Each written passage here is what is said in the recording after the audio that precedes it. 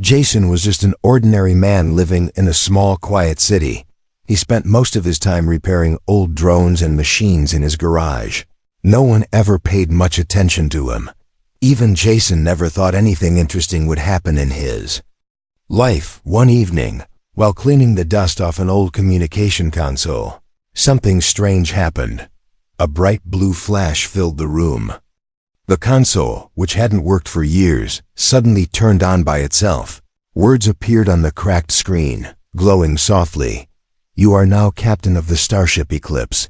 Report immediately." Jason blinked. Thinking he was dreaming, he rubbed his eyes, but the words didn't go away. He reached out and touched the screen. A pulse of energy rushed through his hand, making him stumble backward. Before he could react, the lights in his garage flickered. Everything around him seemed to freeze in time. Then, in a flash of light, Jason disappeared. Gone from Earth in the blink of an eye. When he opened his eyes again, he was standing on a cold metal floor. Above him, glowing blue panels lit the massive hallway. He turned and saw a large window showing real space, full of stars. Jason gasped, unable to believe what he was seeing. A soft female voice echoed in the hallway. "Welcome, Captain Jason." He spun around and saw no one.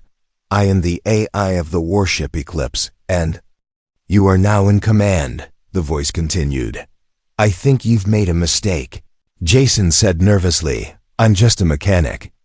"Your DNA matches the profile of the original captain," the voice replied calmly. "You have been chosen." Jason walked slowly through the shining corridor. Doors opened automatically as he passed. Everything looked high-tech and advanced, too advanced for anything on Earth. It didn't feel real, yet every step he took echoed like thunder. Finally, he reached the control room. It was massive, with glowing control panels and a large captain's chair in the center. He stepped forward, still unsure what was happening. When he touched the armrest, it lit up with golden light. "The crew will arrive soon," the AI said gently. "Please prepare yourself." Jason looked confused. "What crew?" But before he could ask more questions, a large door behind him slid open. Footsteps echoed softly in the room. He turned around and froze in place. One by one, they walked in, alien women, tall and beautiful, each with different colored skin, hair, and eyes. They wore sleek armor and carried themselves like trained warriors. The first had glowing violet eyes and silver hair. She stopped and looked at Jason with surprise. The second had emerald green skin and long black hair. She whispered something in a language he didn't understand, then nodded slowly. All 7 alien women entered and stood silently in a line. Jason looked at them, unsure whether to speak or run away. "Are you the crew?" he asked finally. The violet-eyed one stepped forward and answered, "Yes, Captain. We were called here to serve under you." Jason took a shaky breath, trying to stay calm. He had no idea how or why this was happening. He wanted to believe it was a joke or a dream, but everything felt too real. The floor, the air, the weight of their stares. The green-skinned warrior stepped closer and narrowed her eyes. "You do not look like a captain," she said, her voice cold. Jason raised his hands. "I don't feel like one either," he replied honestly. They looked at each other, uncertain. Suddenly, a low humming sound filled the room. The AI spoke. Again, "Warning, unknown vessel approaching fast."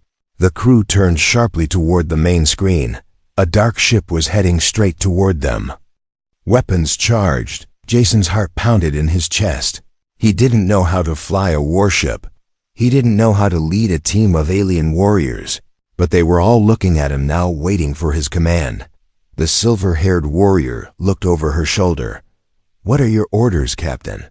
she asked, voice calm but serious. Jason stared at the screen, then back at them. He swallowed hard, then walked toward the captain's chair. He sat down slowly, his hands shaking. "Raise shields," he said, trying to sound brave.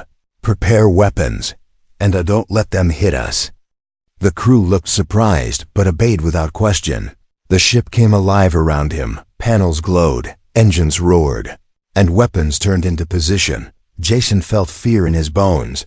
but also something strange, a spark inside him, like he was meant to be there. As the enemy ship drew closer, a single thought echoed in his mind. This is not a mistake. Jason sat frozen in the captain's chair, staring at the glowing panels around him. The warship felt alive now, moving and breathing with purpose, but he was not ready. His heart beat fast, his hands trembled, and yet no one else questioned him. The alien warriors moved like trained soldiers, their steps quick and smooth. One of them, the violet-eyed woman, took position beside him. She spoke a command in her language, and the ship's cannons began to hum. Jason couldn't understand the words, but he could feel the strength in her voice. The enemy ship slowed as it approached, weapons still armed, but for some reason, it didn't fire. It simply hovered in place, as if watching, the tension in. The room grew heavy, almost hard to breathe. Then, without warning, the dark ship turned and vanished into warp space. Jason blinked, confused and sweating. The alien warriors all looked at each other, whispering quietly. None of them seemed sure why the enemy backed off. The silence was finally broken when the green-skinned warrior stepped forward. She crossed her arms and looked at Jason sharply. "You are not what we expected," she said, her voice full of challenge. Jason looked at her, unsure what to say. The violet-eyed one spoke next, softer but serious. "Our people were promised a leader," she said. "Someone chosen by the core." Jason raised an eyebrow. "The core?" She pointed toward the glowing crystal in the center of the ship. "It reacts only to one soul in the galaxy," she explained. "You touched it, and it lit up." Jason rubbed his forehead, trying to make sense of it all. "I was fixing a broken drone this morning," he muttered. "Now I'm on a warship surrounded by alien women." The green warrior narrowed her eyes. "We are not just women. We are the last of our warrior clans." Another added from the back, her voice full of pride, one by one. The warriors stepped forward to speak. The first introduced herself as Lysara, from the planet Ekrion. She was the violet-eyed one, calm and tactical. The green-skinned woman was Vesh, a ground fighter with unmatched strength. Next came Nira, a fireskin from the red deserts of Zalan. Then Zeri, who had wings folded behind her back and spoke in a voice like wind. Two others, twin sisters named Thaya and Thari, could finish each other's sentences. And finally, the youngest, a quiet girl named Mila. With silver skin and glowing blue hands, Jason tried to remember all their names. But it felt like too much. Still, he listened, nodded, and gave each one his full attention. He saw the way they watched him, curious, unsure, maybe even hopeful. He didn't know what they had gone through to get here, but he could feel their weight. Later that day, Jason wandered alone through the ship's halls. Everything was smooth metal and glowing walls. But there was something strange. He felt the ship reacting to him. Doors opened before he reached them. Lights dimmed or brightened based on his steps. When he entered the training room, he found Vesh punching the metal pillar until it bent. She paused when she saw him, then returned to her training without a word. Jason watched for a moment, then said, "You don't like me very much, huh?" She stopped again, turned and faced him. "I follow strength," she said simply. "Not words." Jason smiled weakly. "Then I'll have to prove myself somehow." Vesh didn't smile back, but she gave a small nod. Jason took that as a small victory. He continued exploring, trying to understand what kind of life he had just stepped into. That night, Jason sat alone in the captain's quarters, staring at the stars outside the window. He wondered why he was chosen. What made him so special? Was it really his DNA, or was something bigger happening? Suddenly, the ship's AI spoke again. "Captain, scans show an object following us since the last jump." Jason stood up quickly. "What kind of object?" "A stealth probe, likely from the enemy fleet." Jason's heart dropped. "They didn't run away," he whispered. "They were scouting." The AI confirmed. "Correct, Captain. Someone is watching us." Jason pressed the alert, and within seconds, the alien warriors arrived at his door. Their eyes were sharp, their weapons ready. He looked at them, then said, "We may have just stepped into something much bigger." Lysara stepped forward. "What are your orders, Captain?" Jason looked at each of them, his fear replaced with determination. "We find out who sent that probe," he said, "and we show them that this ship and this crew won't be easy to take down." The warriors nodded as one, and for the first time, Jason truly felt like a captain. The ship shook slightly, waking Jason from a restless sleep. Red lights flashed across the ceiling, and a loud alarm echoed in the hall. He jumped from his bed, heart pounding. His screen lit up with a single warning. "Incoming attack. Hostile ship approaching." He didn't even have time to change. Wearing only his boots and a half-zip jacket, Jason rushed toward the bridge. As the doors slid open, all 7 alien warriors were already there, each at their post, weapons hot. Eyes locked on the glowing screen in front of them, Lysara glanced at him and nodded. "They're not here to talk." Jason stepped forward, still unsure what to do. The enemy vessel on the screen was dark and sharp. Like a floating blade, its weapons charged fast, and it was already within firing range. Vesh growled under her breath. "They want to test the new captain." Jason gripped the back of his chair. His mind screamed with fear, but his mouth said something else. "Raise the forward shields," he said, trying to sound firm. "Arm the pulse cannons. Target their engines only." The alien crew moved with quick skill. They didn't ask him twice, they didn't laugh, they obeyed that. Gave him a tiny bit of confidence, but deep inside, he knew he was guessing. Just trying not to die, the enemy ship fired the first shot. A blast of orange plasma struck their shield with a flash. The whole ship shook again, but the barrier held. Mila shouted from her corner, "Shields at 72%. Jason's eyes scanned the screen. He noticed something strange about the enemy ship's movement. It was fast, but it hesitated before every attack, like it was waiting for permission or testing reactions. "Try to jam their targeting systems," Jason said, "and fire at the space just behind them." Zeri raised an eyebrow. "Behind?" "They'll dodge, I'm sure of it," he said quickly. "Let's hit where they'll move next."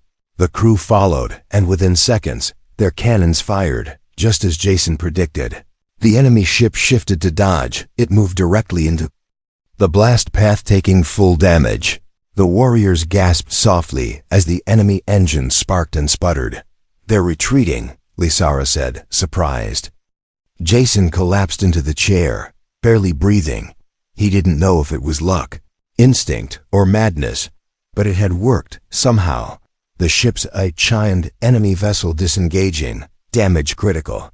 Jason looked around. All eyes were on him now, not with doubt this time, but with something else. Something closer to trust, maybe even respect. Nero walked up and gave him a short nod.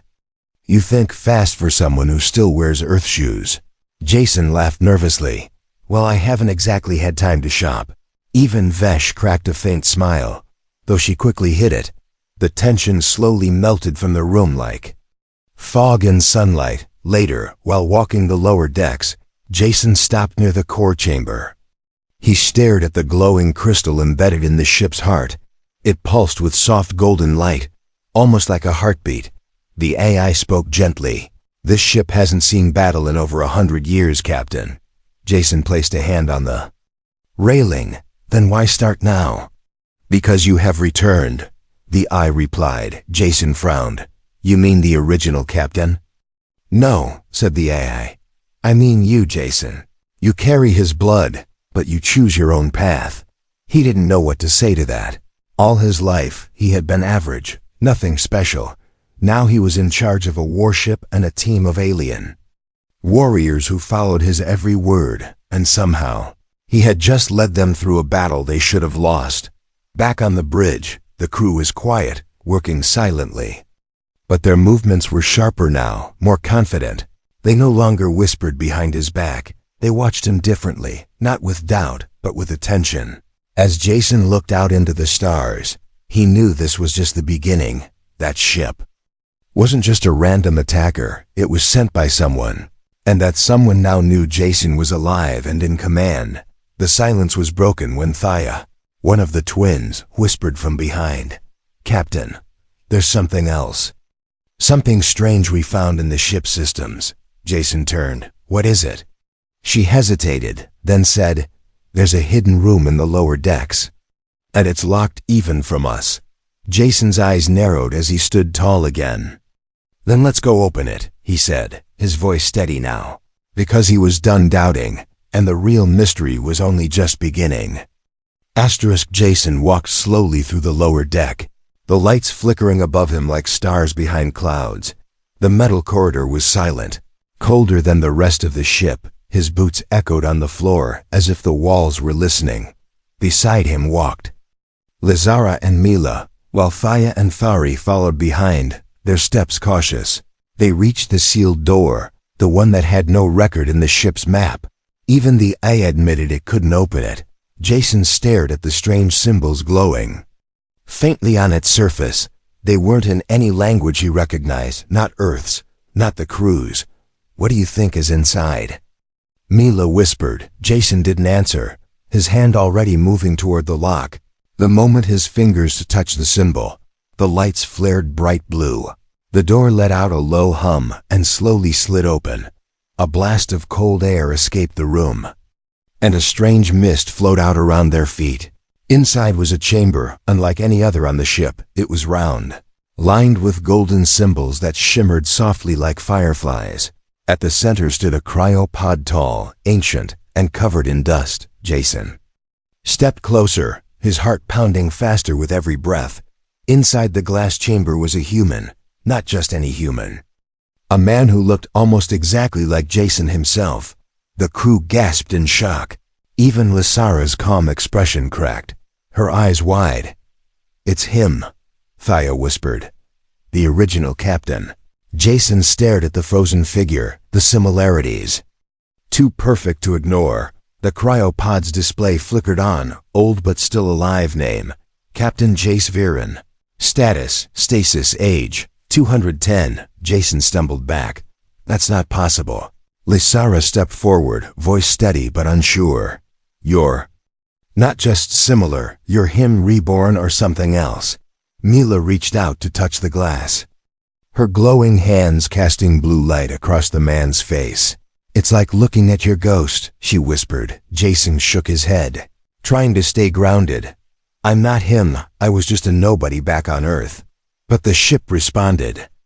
"To you," Lazara reminded. "And the crew is bonded only by blood or fate." Jason turned back to the chamber, unsure whether to feel afraid or chosen. He looked into the eyes of the frozen man, and for a second, he thought the eyelids twitched. He stepped back quickly.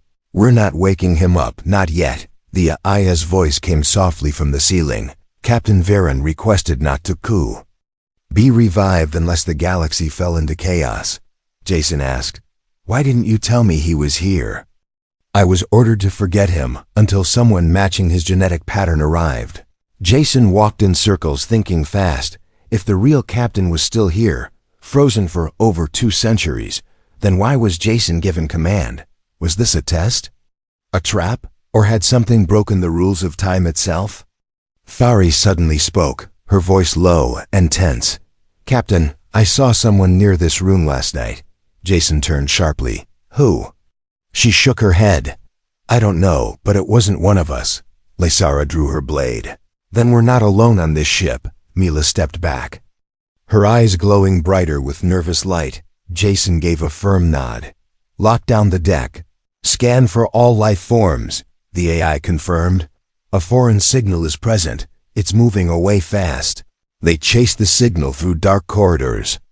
Every shadow felt alive. Every sound made Jason's heart race. At last, they cornered the source near the engine room. A cloaked figure stood there, face hidden, body still. Jason stepped forward. "Who are you?" The figure said nothing, then tossed a small device to the floor. It flashed once, and the intruder vanished in a burst of static. A teleport signal, gone without trace. Jason stared at the spot where the stranger stood. Someone broke in. He whispered, "Someone who knew about the chamber." Lazara's jaw clenched. "This isn't just about war anymore." Mila nodded slowly. It's about secrets. Jason looked once more toward the frozen body deep in the hidden room, the face so much like his own, locked in silent sleep. He realized the crew was not just trusting him because of leadership. They were trusting him because fate had pushed him into a story already written. But now someone was trying to steal that story or destroy it. And Jason knew he had to figure out who that was before they struck again. Because next time, the ship might not survive. The ship's lights dimmed again just after midnight. Jason had just returned to his quarters when the temperature dropped suddenly. The walls made a strange humming noise, like something alive was breathing through the metal. Then, without warning, everything shut off: lights, air, gravity, even sound. He floated in the darkness, confused and weightless. His voice couldn't even echo. The silence was thick and unnatural. A cold chill crawled across his skin, then a spark, small, red, hidden in the corner of the wall. It wasn't part of the ship. Jason knew that at once. He reached for his wristband, tapped twice, but it stayed dead. A soft whisper, not from the ship or the AI, drifted across the room. "Forgive me, Captain." Suddenly, power snapped back on, gravity pulled him down, and alarms screamed to life. Jason hit the floor hard, rolled over, and ran to the hallway. Smoke filled the air near engineering. Lights flashing red and white. The IS voice echoed again and again. "Warning, sabotage detected. Life support offline in Sector 4. Lysara and Vesh were already running toward the smoke when Jason reached them. Their weapons were drawn, eyes sharp, movements fast. Thaya and Thari appeared from the upper deck. Breathing heavily, they hadn't seen the attacker, but someone had tried to kill Jason in his sleep. Inside the control chamber, wires were ripped apart. A small black device pulsed with red energy. It had no ship signature. Zeri picked it up carefully, her wings fluttering nervously. "This isn't ours," she whispered. "It's from the Syndicate." The word made everyone freeze. Jason didn't know much about them, but the crew's silence told him everything. "They don't fight with armies," Lysara said quietly. "They poison, spy, betray, and they don't forgive mistakes." Vesh added, cracking her knuckles. Jason stared at the device. Then at the smoke rising from the wall. Someone had placed it inside his quarters. And only the crew knew how to reach that area. He didn't want to say it, but someone among them might be a traitor. He gathered the crew in the central hall, eyes watching every face closely. "My life was targeted," he said calmly. "So was this ship. Someone here either made a deal with the Syndicate or brought them here without knowing it." The room was tense, silent, heavy with suspicion. Mela lowered her head, her glowing hands folded tightly together. Zeri didn't speak at all. Thaya looked like she wanted to defend herself, but her twin held her back, and Lysara simply stared at him, waiting, calm as always. "I won't accuse anyone without proof," Jason said, "but I will find out who did this. And why." He gave each of them a task, sweeping every hallway, scanning every room. No one complained, but their eyes no longer trusted one another fully. Later that night, while walking the upper deck alone, Jason heard a soft hiss. He turned quickly. Nothing, just empty corridor. Then a flash too fast to see, but enough to make him run. He followed it through twisting halls, deeper into the ship's old maintenance tunnels. There, in the shadows, he saw her, Zeri, standing alone, holding something behind her back. Jason stepped forward slowly. "Zeri, what are you doing here?" She turned sharply, her face pale. "I didn't mean to lead them here." Jason froze. "You brought them?" Tears filled her eyes. "Before I joined this crew, the Syndicate gave me medicine for my brother. He was dying. They told me all I had to do was give them ship access codes once." Jason's chest tightened. "You didn't?" "No, they'd try to kill me," he said, more softly now. "I thought they just wanted to watch," she whispered. "I didn't know they'd plant bombs." He took the device from her hand slowly. It was another tracker. Blinking red, Jason looked at her, not with anger, but with deep disappointment. "I have to tell the others," he said quietly. She nodded, her wings drooping low.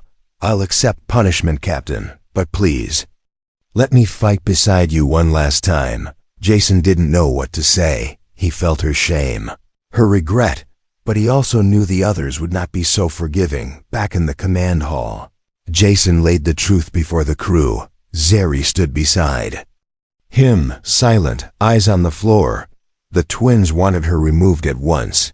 Vesh looked ready to break bones, but Lysara stepped forward and placed a hand on Zeri's shoulder. "She chose to confess," Lysara said. "That takes courage." "We've all made hard choices to survive," Mila whispered. Jason looked at his crew, their pain, their fear, their fire. Then he said, "Zeri made a mistake." "Yes, but she will prove her loyalty with her actions." No one cheered. No one smiled, but no one objected either. They simply turned away and got back to work, because something far worse than betrayal was coming. A signal had been sent. The syndicate now knew exactly where Eclipse was, and they were bringing something big with them. Jason could feel it in his bones. The next attack would not be a test.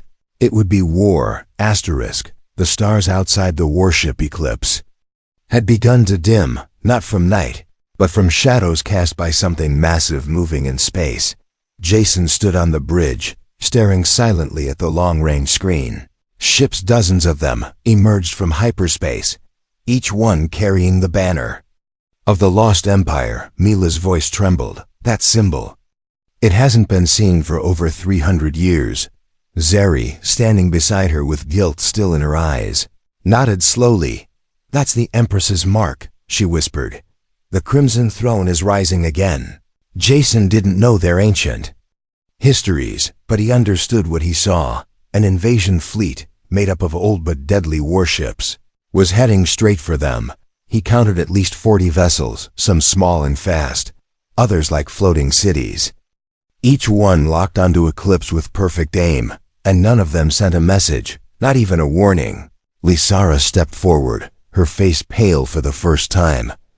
"My mother once served that empire," she said quietly. "They were merciless." Jason turned to her sharply. "Can they be reasoned with?" She shook her head. "If they returned, it means they're ready to burn the galaxy."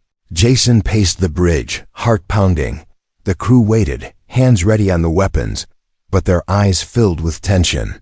He looked at the map again. No escape routes nearby, no reinforcements within reach.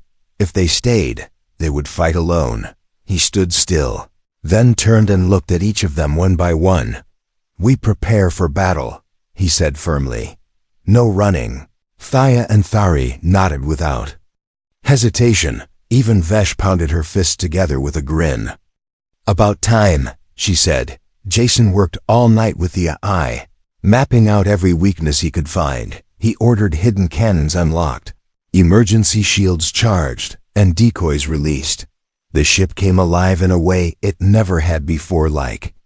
It was remembering what it once was, an ancient beast, now wide awake, while the crew trained and prepared. Jason sat with each one of them in private.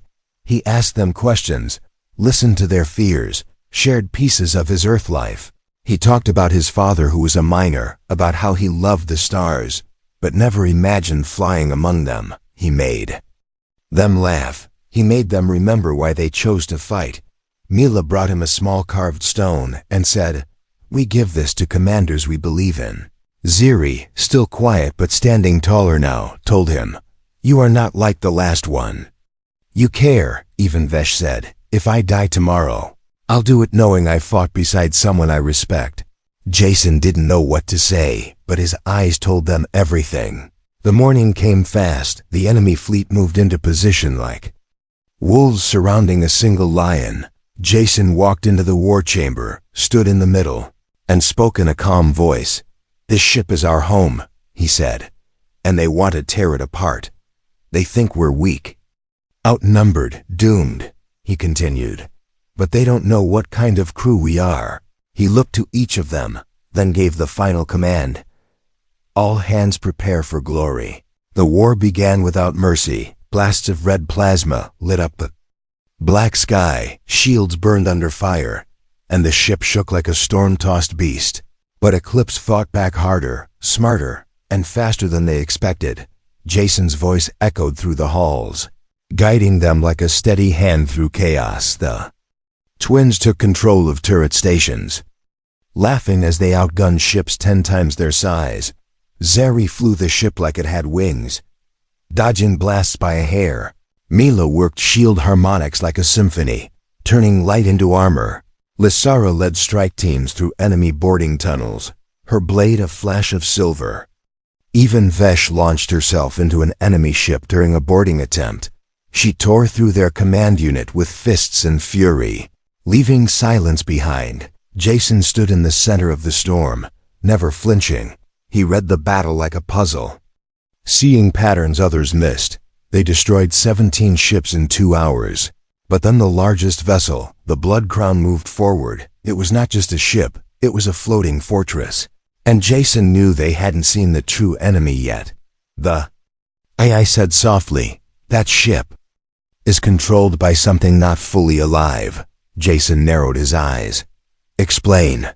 "The Empress used to bind her soul into machines," the AI said. "That is her voice calling them home." The Blood Crown opened fire, and the blast hit Eclipse with a force like a meteor.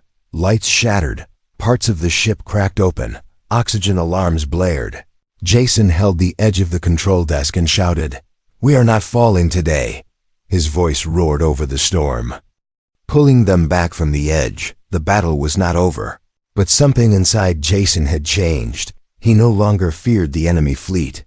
He feared what was hiding inside that last ship, and why it seemed to call to him by name. The warship Eclipse floated in silence. Fires flickered across its damaged hull. Lights dimmed, and gravity pulsed unevenly. Inside, the crew moved like ghosts, bleeding, bruised, but still standing. The battle had stopped, but only because the final enemy ship, the Blood Crown, had paused. Jason stood at the center of the bridge, hands gripping the railing. He stared at the screen showing the massive ship ahead, its hull glowing with ancient runes. No message, no demand, no voice, just that quiet hum, that terrifying sound like a whisper in the back of his skull. Then it happened. The AI froze mid-sentence. Lights flickered, and every screen on the ship went black. A strange voice spoke through the silence, not from the enemy, but from the ship's core itself. "You are him. And yet, you are not." Jason's heart stopped. The crew looked around, confused, weapons raised. The voice was not mechanical, not alive, it was both. A presence older than any of them had ever known. Lysara gasped. "That's her. That's the Empress." Jason backed away from the screen. "How is she speaking through my ship?" The AI came back, weaker now. "She has touched the ancient code within the core. She was once part of this vessel." The lights flickered again, and the cryo chamber deep below them groaned open. Jason didn't wait. He ran through the shaking halls, smoke rising from the floor, metal groaning around him. By the time he reached the hidden chamber, the glass was broken. The body of the original Captain Jace Varen was gone. Footsteps echoed behind him. Zeri arrived first, then Vesh, then the rest. Thaya whispered, "It doesn't make sense. He's alive?" Jason stepped forward, only to freeze when he saw a man standing in the shadow. He looked exactly like Jason, but older, colder, the same eyes, but filled with something ancient and cruel. "I was meant to lead this ship forever," the man said. "But you ruined the chain." Jason stared at him, breath caught in his throat. "You gave it away," the man growled. "To aliens, to weakness, to emotion." The real Jace Varen awakened, and taken by the Empress's code stepped closer. "The Eclipse is not a sanctuary. It is a weapon." Jason stood his ground. "Not anymore." Varen raised his hand, and the ship shuddered under his control. Panels burst open, sparks flew, and weapons turned inward. "My crew is loyal," Jason shouted. "We're not your slaves," the old captain smirked. "Then let's see how loyal they really are." Suddenly, Jason's crew collapsed to their knees. Their minds pulled into visions, illusions crafted from Varen's memory. Jason heard Mila cry out, saw Vesh gripping her head, Even Lasara stumbled, tears forming as old pain returned. Jason had one choice left. He turned toward the ship's core chamber. If he touched it again, he might take full control or destroy himself trying. "I don't know what I'm doing," he whispered, "but I'm not letting you win." He stepped forward and placed both hands on the glowing crystal. A blast of white light swallowed him whole. Time stopped, voices blurred, and Jason saw everything. The war, the birth of Eclipse, the blood of thousands poured into its creation. Then he saw himself as past, his choices, his failures, and beside him, his crew, their laughter, their loyalty, their strength. He didn't need to be perfect.